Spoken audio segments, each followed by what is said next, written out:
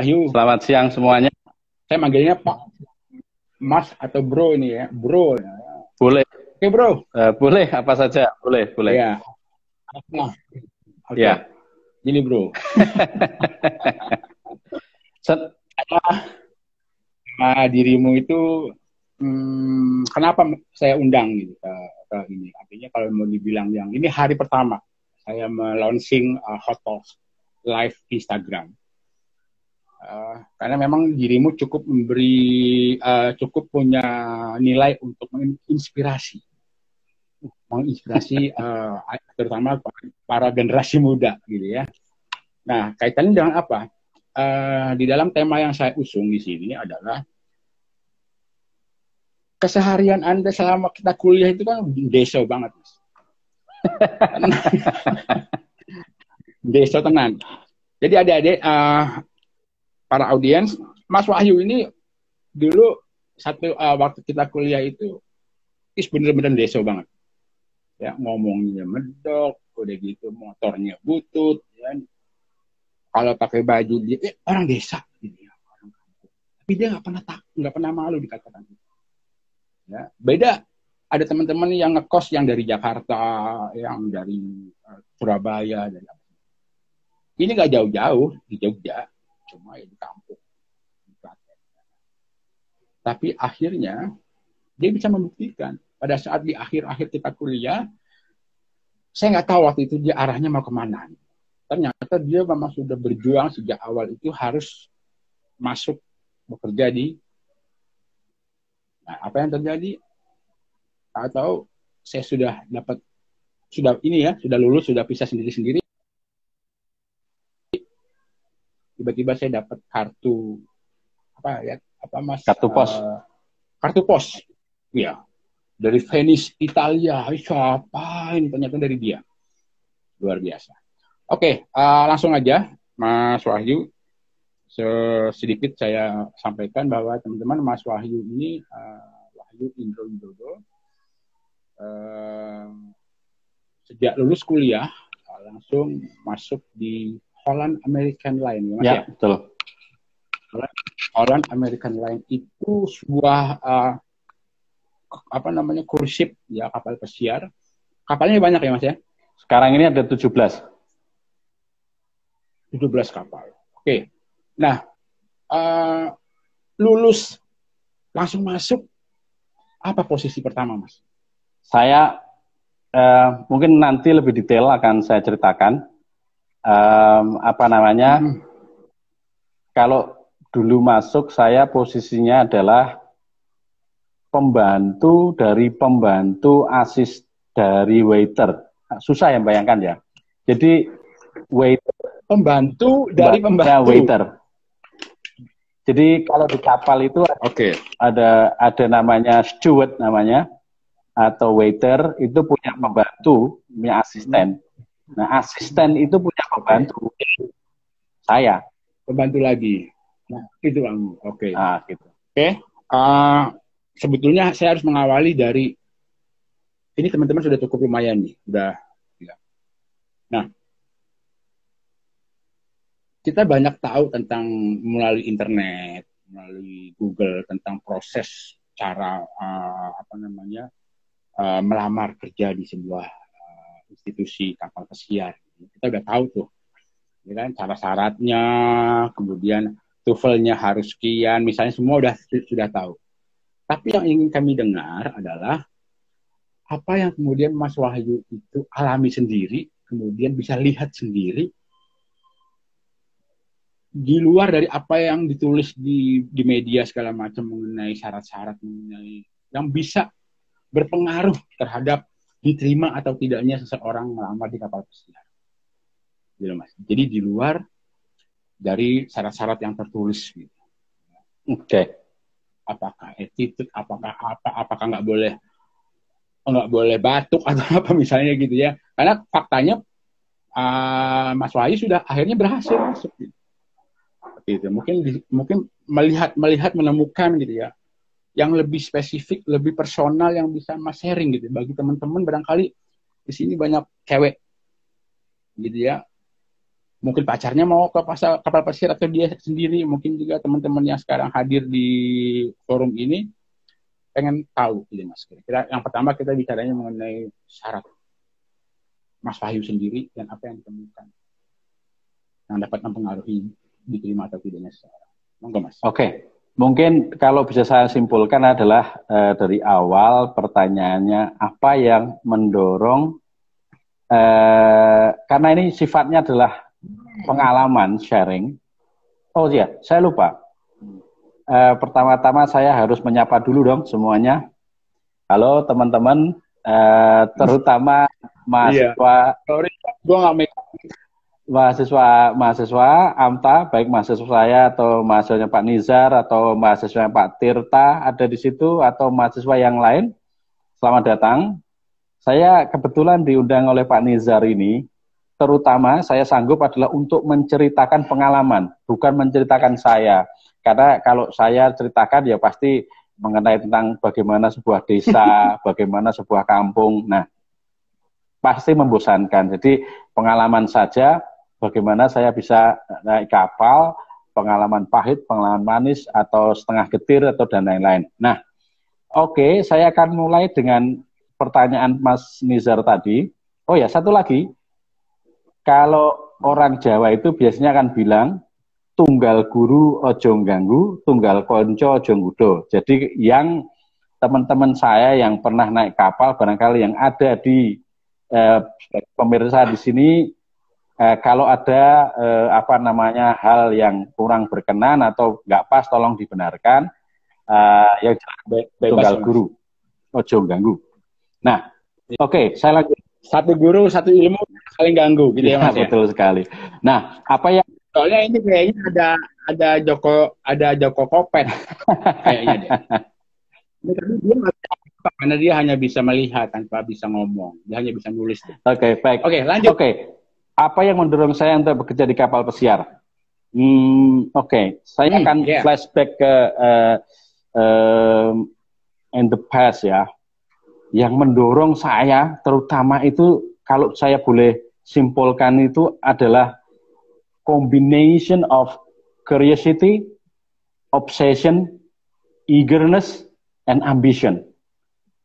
Jadi apa aja tuh Mas artinya? Jadi kombinasi dari satu, rasa penasaran, dua, obsesi, ketiga adalah semangat, dan yang ketiga adalah ambisi untuk bisa meraih. Kalau terutama adalah kalau STP Bandung bisa, kenapa kita nggak bisa? Kenapa selama ini waktu saya kuliah, maksud saya mahasiswa terutama dari Jogja itu adalah hanya sebagai second option atau bahkan no option. Oke. Saya akan ceritakan waktu saya melamar dari pertama ya. Bekerja 94 ya Mas ya. Ya. Pada waktu itu bekerja di kapal pesiar itu seperti bekerja di Menara Gading, katakanlah begitu. Jadi figur-figur yang benar-benar terpilih, yang bermental kuat, yang berkuping lebar, maksudnya mau menyerap semua ilmu, mendengarkan semua info, yang diterima. Terutama adalah mental yang kuat tadi itu. Dan kisaran tahun 90-an itu adalah kapal pesiar itu jumlahnya mungkin bisa dihitung dengan jari. Tidak seperti sekarang jumlahnya udah ribuan. Nah, karena jumlahnya yang terbatas, otomatis seleksinya ketat sekali. Ketat ya? Ketat sekali. Apa beda dengan sekarang ya Mas ya? Oh beda, sangat beda jauh. Sekarang jauh lebih. Sekarang Oke. Jadi dulu lebih mengerikan sebetulnya ya untuk bisa diterima itu ya. Betul sekali. Sebenarnya kata orang sejarah itu selalu terulang dan besok akan terulang lagi bahwa jumlah kapal pesiar akan menurun dengan adanya COVID-19 ini. Zaman dulu yang namanya orang berpesiar itu orang yang benar-benar mampu. Nah, jadi otomatis adalah orang yang benar-benar mampu membayar untuk naik kapal pesiar itu. seperti yang dilihat dalam film Titanic, bahwasanya kalaupun film Titanic adalah tetap bukan pesiar sebenarnya, tapi orang yang benar-benar mampu membeli tiketnya Titanic. Sama. Nah, kriteria untuk diterima di kapal pesiar itu sedemikian berat, terutama yang frontliner, kayak dining room, marketing, front office, dan lain-lain. Itu istilahnya kalau akabri itu, istilahnya kalau militer itu akabri lah begitu. Nah, jadi waktu itu persaingan demikian hebat, jadi yang diterima di kapal pesiar itu hanya 2 institusi aja yang menguasai. Kalau nggak BPLP Bali, BPLP Bandung. Nah, contohnya waktu saya mendaftar itu saya itu diseleksi kalau nggak salah di antara 700 orang. Padahal yang dibutuhkan itu hanya 15 orang dalam satu angkatan. Biasanya dalam setahun itu ada 3 kali angkatan. Nah, karena kursi yang kira-kira apa Mas yang Mas Wahyu, mungkin ini baru satu pertanyaan nih, Mas Wahyu, ada pertanyaan yang lain. Kira-kira kiat apa yang secara khusus bisa di-share Mas untuk supaya bisa langsung diterima? Dari langsung ke personalnya kita, apa yang harus dipersiapkan? Ya gitu. Kemudian hal apa yang Mas Wahyu temukan yang kemudian harus dihindari dan harus dilakukan untuk supaya menambah nilai pertimbangan diterima. Itu aja. Jadi jelas nanti, karena sifatnya nanti kita akan mencatat, gitu kan, mencatat poin-poin yang kemudian yang hanya didapat dari narasumber, bukan dari ya kalaupun ternyata juga sama dengan yang media mainstream atau apa pun juga tidak ada masalah. Kira-kira kiat apa atau strategi apa yang harus dilakukan oleh seseorang pemuda atau pemudi yang ingin tembus ke bekerja di kapal pesiar? Kiatnya sebenarnya menurut saya, ini menurut saya pribadi ya, sebenarnya banyak kiat. Masing-masing orang yang pernah di kapal itu pasti punya kiat sendiri-sendiri. Tapi kalau boleh saya simpulkan, menurut saya kiatnya itu sebenarnya nggak banyak, cuma 2. 2 saja. Oke, apa itu? 1, English is a must. Bahasa Inggris tidak bisa ditawar-tawar lagi. Ya. Oke, jadi nomor 2, yang tidak punya basic bahasa Inggris harus tahu diri juga gitu ya, ibaratnya ya Mas. Bagi yang tidak karena ya. Artinya gini, itu yang pertama harus bahasa Inggris dikuasai ya, berarti. Betul sekali. Intinya adalah bagi yang tidak mampu berbahasa Inggris, step out. Mendingan nggak usah. Saya sarankan mendingan nggak usah. Nggak usah ngelamar ya. Kecuali kalau dia bisa bahasa Mandarin barangkali mungkin bisa ke kapal-kapal China itu. Tapi ingat yang namanya standard operating procedure yang ada di kapal itu based on English. Jadi apapun bahasa nautical, bahasa service dan lain-lain itu based on English. Karena English adalah bahasa dunia. Nah, oke, saya mungkin tidak akan menerangkan apakah TOEFL dan lain-lain. Bagi saya itu bukan nggak penting, tapi itu kita nggak melamar menjadi dosen atau apa yang di TOEFL nggak penting bagi saya. Karena TOEFL tidak penting justru TOEFL tidak penting. Yang penting itu adalah kemampuan berinteraksi dalam bahasa Inggris. Conversation. Nah, itu. Saya nggak yakin seorang guru besar bahasa Inggris barangkali dia pinter ya mengarang sebuah buku bahasa Inggris. Tapi ketika dia dihadapkan dalam segi pelayanan, bisa ngomong nggak dia menerangkan how to make Caesar salad, gitu? How to what is the French breakfast, American breakfast. Kalau dia nggak tahu ya, ataupun dia hanya tahu tapi cara ngomongnya banyakan ya, no. Oke. Terus, jadi bahasa Inggris adalah dasar Yang nggak bisa bahasa Inggris, jangan buang-buang waktu, jangan buang-buang tenaga, karena pasti nggak diterima. Pasti. Okay, that's point. Ya, ingat waktu nanti kalian diterima di kapal, diterima sebagai calon untuk apa namanya itu, calon pekerja, itu kalian akan diasramakan dulu. Nah, diasramakan dulu, nanti di situ kalian akan dilatih. Bukan yang biasanya dilatih dalam skill itu porsinya sedikit. Yang dilatih itu adalah how to adapt living on the cruise ship. Bagaimana kamu bisa beradaptasi hidup di dalam sebuah kapal pesiar. Otomatis di situ kamu pelajari masalah kebudayaan, bahasa, sampai dengan attitude dan lain-lain. Kalau kamu di situ ketangkep pakai bahasa Indonesia, bahasa Jawa, bahasa Madura atau yang lain non-English, biasanya kamu dapat reprimand atau peringatan, terus kemudian biasanya kalau berkali-kali ya sudah, kamu dipanggil terus suruh di kick out. Oke. Yang kedua apa, Mas? Tadi bilang tadi kan bahasa Inggris ya pertama. Terus kemudian yang kedua apa? Untuk apa? Sesuatu yang harus yang tanpa yang dua itu udahlah gitu ya, ibaratnya gitu.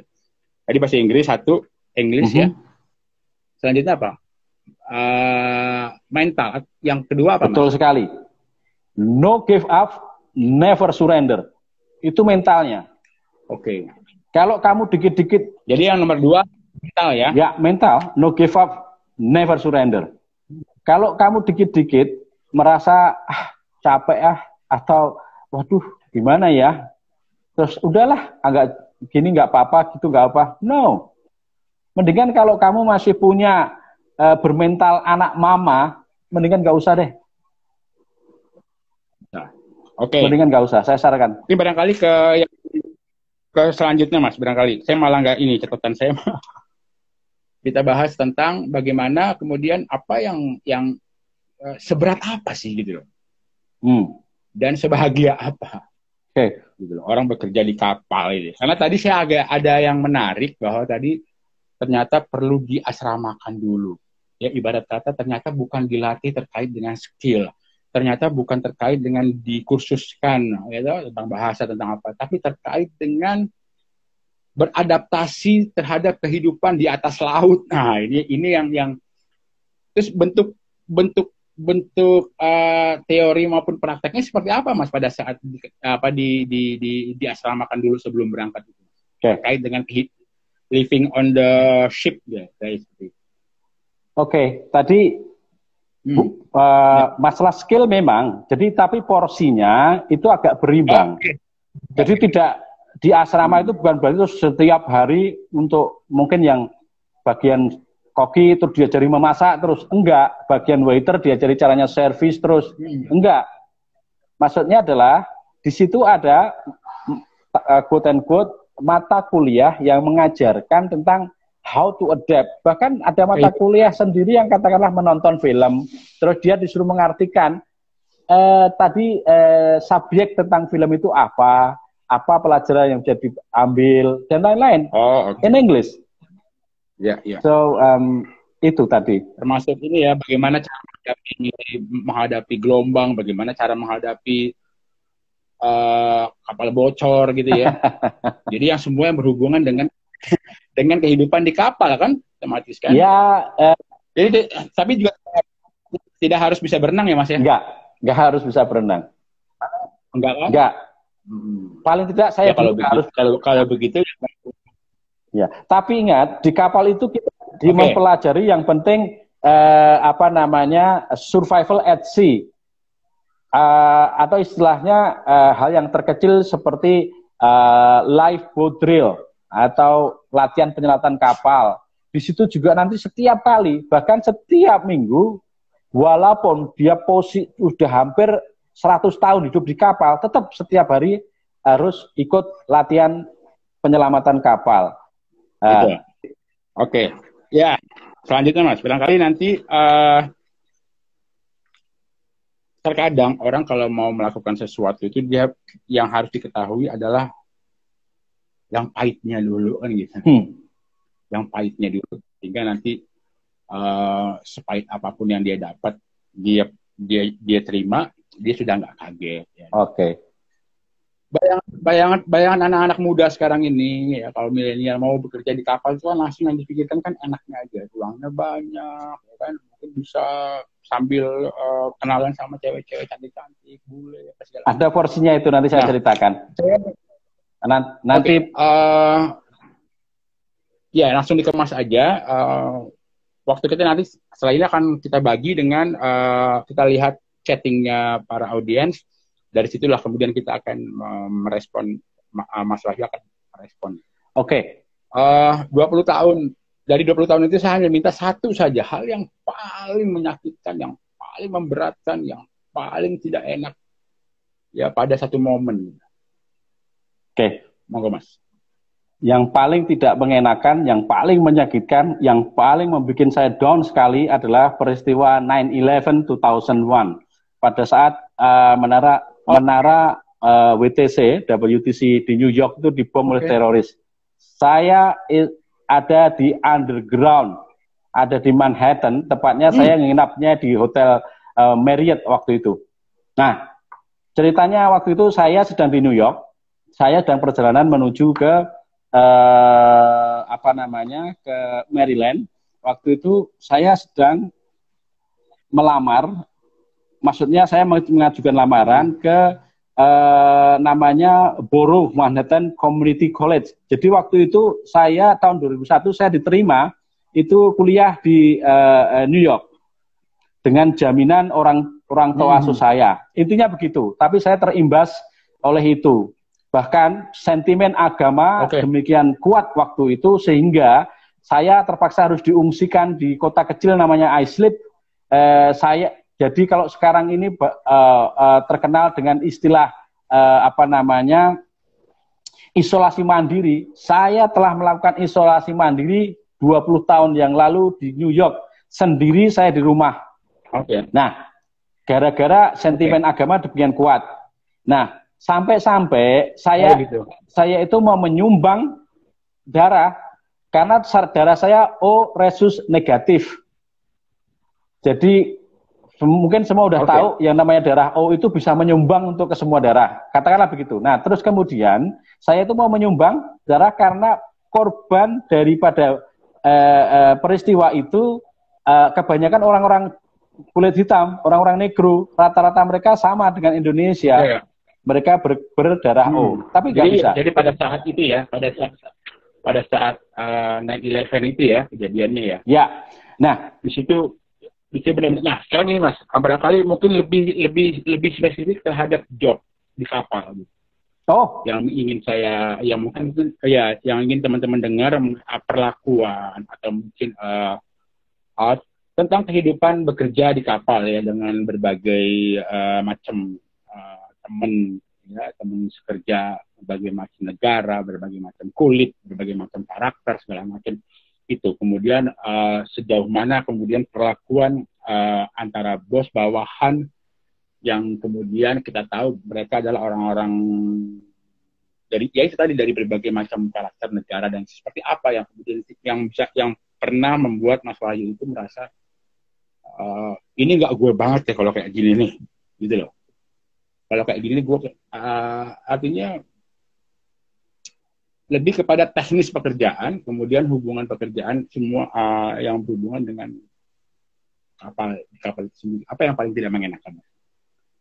Yang paling membuat Mas Wahyu ngerasa mungkin kalau bukan orang lain ya yang masih muda-muda besok tidak diceritakan sekarang, mungkin dia bisa langsung pulang gitu. Kalau perlu dia berenang gitu dari Meksiko ke Indonesia karena kabur kira-kira itu. Oh enggak Mas? Oke, yang paling menyakitkan menurut saya, kalaupun hanya masalah bahasa, masalah perasaan, masalah kebiasaan, bagi saya normal-normal saja. Toh saya udah sering dibully waktu itu.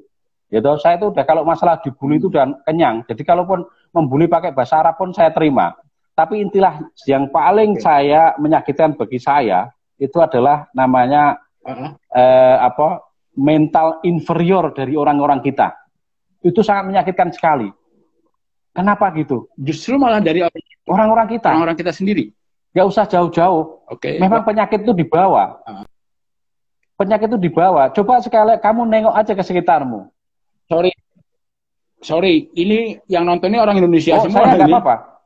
Justru saya akan mengatakan ini loh penyakit orang Indonesia itu, ya, inferior, mental inferior. Saya katakan gini ya, coba tengok sekitarmu. Kalau yang namanya GM-nya orang Belanda, orang Inggris, orang Amerika, orang bule, apa yang terjadi? Mereka belum ketemu mukanya sudah hormat. Tapi begitu GM-nya orang Indonesia, disuruh pun nggak dilaksanakan. Unprofessional, inferior. Jadi mereka itu menganggap bahwasanya Allah cuman kamu. Jangan sekali-kali dilihat dari siapa yang nyuruh. Tapi apa yang disuruh itu.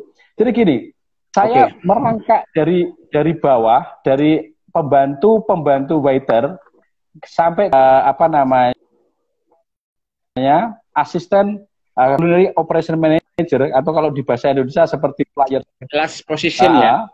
Itu last position sebelum saya resign, melewati resign ya.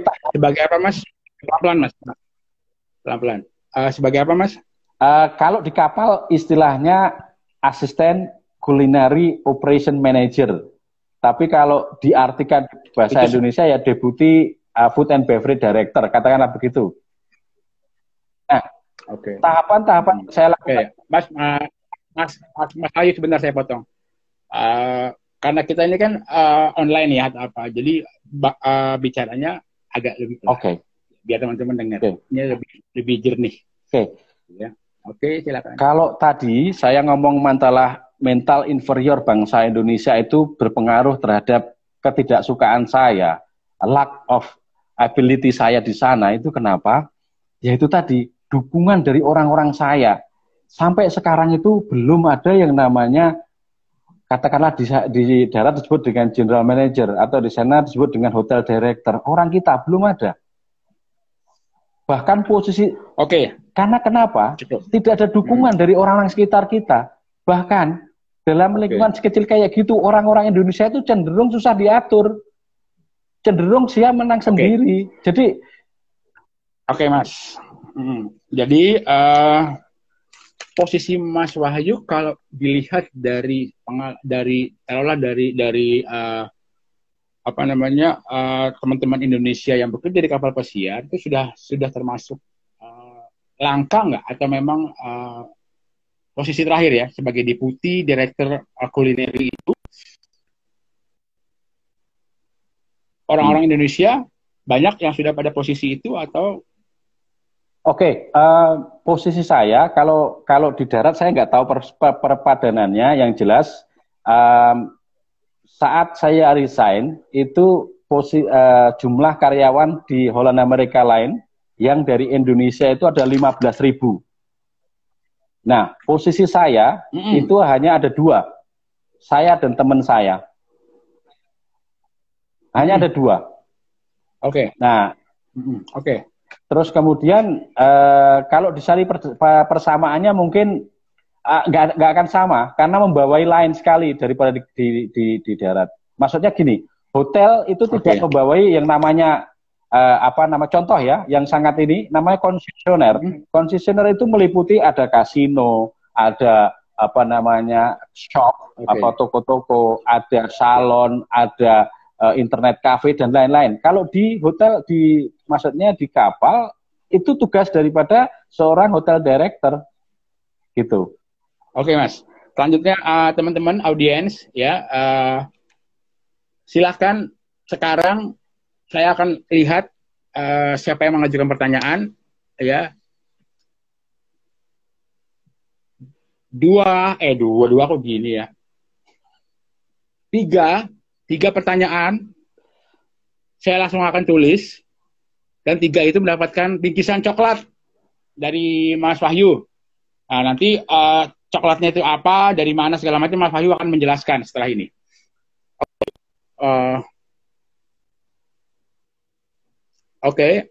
Mas agak dialihkan, coba digeser biar saya bisa baca tulisannya. Bajumu hitam jadi bisa kebaca. Apakah itu? Apa ini pertanyaannya ya itu yang ABK di kapal Cina yang heboh kemarin, apakah itu juga berpengaruh dalam komunikasi? Tidak relevan ya pertanyaannya, jadi saya nggak ambil. Oke, pertanyaan tidak relevan. Itu mau urusannya apa? ABK Cina, itu pekerjaannya. Saya sebenarnya bisa jawab pertanyaan itu, tapi ya sudah, nggak usah skip aja. Karena itu bukan kapal pesiar juga. Oke. Iya, oke. Ayo, langsung silakan bertanya. Saya langsung berikan 3 penanya pertama yang relevan untuk mendapatkan bingkisan coklat produk dari GK Coklat. Mas Wahyu bisa lihat nggak komennya di situ?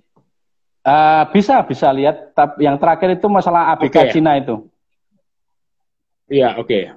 Karena di sini saya mati kayaknya ininya. Oke. Sambil kita ngobrol ya. Terus sambil kita ngobrol, sambil kita lihat chatnya itu, silakan teman-teman sambil kita ngobrol langsung ajukan pertanyaan melalui chat itu. Nah, Mas Wahyu, pulang dari berlayar 20 tahun nih berarti kan, 20 tahun. Cukup tuh Mas. Kenapa nggak masih terus lagi? Kenapa alasan waktu itu berhenti? Itu dulu aja. Oke, kalau singkat pada jelas. Alasan yang terutama itu adalah kalau sedikit berpuitis, pada akhirnya angsa itu kembali ke sarangnya. Itu. Pada akhirnya kita akan terjadi titik jenuh. Siapapun itu. Titik jenuh. Dan titik jenuh itu biasanya akan kembali kepada asal. Itu yang pertama. Yang kedua, alasan keluarga. Karena anak kedua saya itu kebetulan sekali dia itu butuh perhatian, katakanlah begitu. Nah, jadi setiap kali saya mau berangkat kapal itu istilahnya saya nggak harga lah artinya ya. Selesainya itu karena keluarga. Nah, dengan kata lain sebetulnya ya ujung-ujungnya karena udah cukup ya, pundi-pundinya sudah dikumpulkan, sudah cukup. Iya kan, kalau masih kurang sana gitu. Sudah cukup dan pada akhirnya teman-teman sorry kok kayaknya nggak jalan ya. Teksnya nggak ada yang komunikasi. Oke. Kalaupun nggak jalan untuk pertanyaan di sini, Mas Wahyu sudah terlanjur menyerahkan bingkisan itu lewat saya. Jadi silahkan saja teman-teman bisa posting bisa screen capture. Buat yang sudah absen, ini khusus buat mendapatkan coklat. Ya, silakan posting di Instagram masing-masing, di tag ke @wahyu_widodo_ intro dulu ya Mas. Ya, Wahyu_intro_widodo dan Fahri Nizar. Kemudian saya akan kasih 3 yang posting pertama. Tulis aja di situ captionnya, coklatnya mana gitu aja. Tapi ada screen capture-nya video ini. Seperti itu. Kalau memang belum, di sini nggak bisa kebaca nih pertanyaannya soalnya. Jelas ya. Nah, Mas Wahyu. Ya. Sekarang bisnisnya apa Mas? Saya bisnisnya coklat. Sudah pundi-pundi sudah 20 tahun, Bo. Gila kan berapa ratus dolar itu Mas?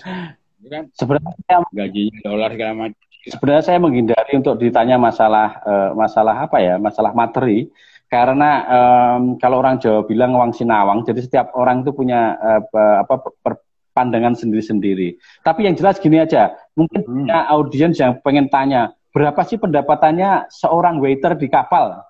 Bukan pembantu waiter loh ya.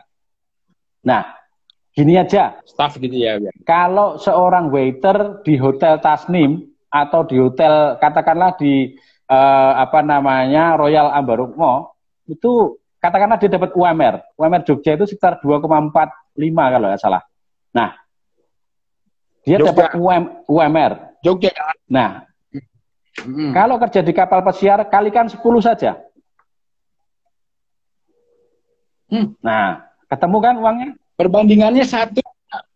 Perbandingannya dikali 10, kurang lebih begitu.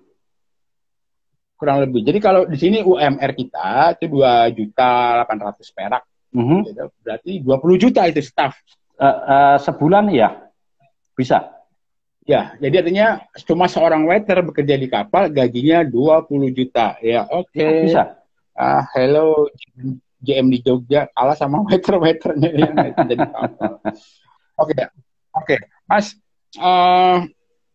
cukup lah ya, artinya kemudian apa yang dihasilkan dari kapal itu sekarang dicoba dikembangkan ya, untuk kemudian menjadi sebuah usaha kelanjutan, yaitu pabrik coklat ya Mas ya, kalau nggak salah ya sekarang ini. Terlalu berlebihan kalau pabrik. Saya harus mengatakan yang namanya pabrik itu ukurannya mass production, sedangkan saya hanya masih tergolong katakanlah katakanlah bukan pabrik, istilahnya rumah produksi gitu saja. Yang jelas rumah produksi. Oke. Yang jelas saya nanya Mas. Yang jelas hasil daripada sejak kapan? Daripada coklat saya ini bisa dinikmati di Carrefour seluruh Indonesia. Carrefour seluruh Indonesia. Mas, nanti di Carrefour seluruh Indonesia. Oke Mas.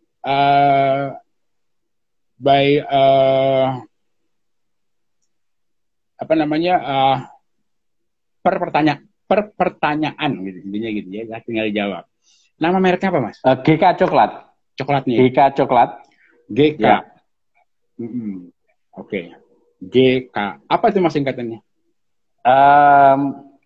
Sebenarnya saya cenderung waktu itu sebenarnya simpel saja, karena saya di Kasongan, saya membuatnya di Kasongan, Jogja maksud saya, ya udah ini dibuat di Kasongan, gawean Kasongan. Oke, jadi gawean Kasongan. Oke, waktu kita tinggal 5 menit lagi. Teman-teman, jadi siapapun ya barangkali nanti bisa juga berkunjung ke sana di Kasongan. Halo, Mas Wahyu? Ya, kurang dengar. Oke. Seperti itu. Jadi bekerja di kapal 20 tahun, ya, dengan konsisten, tidak ada masalah, bahkan karir segala macam ya tercapai, sudah balik ke darat, sekarang membangun bisnis coklat, Mas Wahyu. Di samping juga beliau bersama dengan saya menjadi tenaga pengajar di Sekolah Tinggi Pariwisata Antar. Nah, Mas Wahyu, waktu kita nggak banyak lagi. Tentunya ada upaya dari kita untuk menyebarkan pengalaman, kemudian inspirasi. Silahkan saja teman-teman semua bisa melihat, bisa mencari ini. Dan yang pasti bahwa sekali lagi untuk mendapatkan bingkisan coklat, silahkan Anda screenshot, posting di Instagram, kemudian di mention ke kami, kemudian gift coklat gitu aja, atau apapun yang berkaitan dengan coklat. 3 yang pertama langsung saya kasih. Kalau yang di Jogja, silakan diambil ke Hotel Tasnim Convention Hotel, Jalan Brigjen Katamso, Yogyakarta. Buat yang di luar kota, kami akan kirimkan. Tapi sampai sana kami nggak tanggung artinya di luar tanggung jawab, misalnya banyak atau apa segala macam. Oke, Mas Wahyu, Mas. Ya. Oke, kita udah sampai di ujung acara, Mas.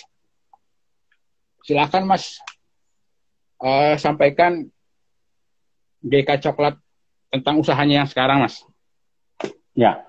Buat teman-teman, kalau mau follow kemana, mau tahu lebih jauh seperti apa, silakan, Mas. Oke. Sebenarnya GK Coklat ini saya awali karena saya orang pariwisata. Sekarang ini saya sebagai dosen. Terus kemudian saya orang pariwisata, jadi kita itu membutuhkan sebuah namanya buah tangan yang bisa menampilkan daerahnya itu sendiri. Dalam artian contohnya simple sekali, ketika kita Contohnya kaos yang saya pakai ini aja, saya harus membelinya di Paris.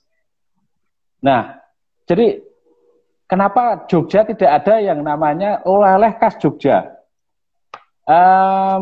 Oleh khas Jogja dalam bentuk coklat, dalam bentuk coklat, katakanlah gitu, dengan gambar-gambar yang unik, katakanlah begitu. Nah, jadi oke.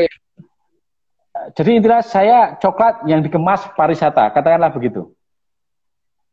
Oke, coklat yang dikemas pariwisata. Silahkan teman-teman yang mau tahu lebih jauh mengenai coklat ini, barangkali kalau Mas Wahyu tiba-tiba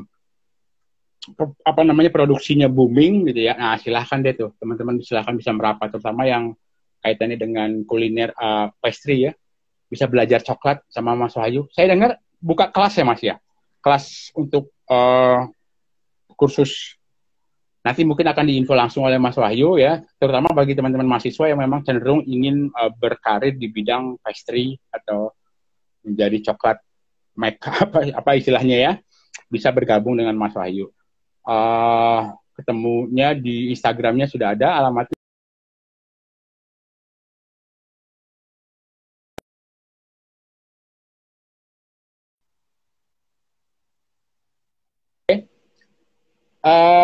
Gitu Mas Wahyu, terima kasih banyak. Siap. Mas Wahyu. Oke. Salam buat keluarga. Nanti pasti akan ada yang tanya mengenai rumah produksi coklat ya kan, hanya Mas Wahyu. Nanti saya akan hubungkan langsung dengan Mas Wahyu. Sudah ada beberapa yang saya baca juga. Mudah-mudahan sehat selalu. Amin. Dan buat audiens, teman-teman semuanya, hadiah coklat akan saya berikan kepada 3 pemosting pertama tentang program dengan Mas Wahyu ini melalui Instagram. Kita ketemu lagi. Saya ada program live IG lagi hari Rabu tanggal 3 jam 4 sore. Nah, ini seru-seruan aja karena beliau termasuk seorang entertainer Jogja ya, entertainer Jogja yang ya agak-agak sedikit tentang kaitannya dengan dugem barangkali ya, tapi sekarang dia menjadi orang yang betul-betul juga bisa dikatakan sukses lah ya. Dia bisa melewati itu semua dengan baik.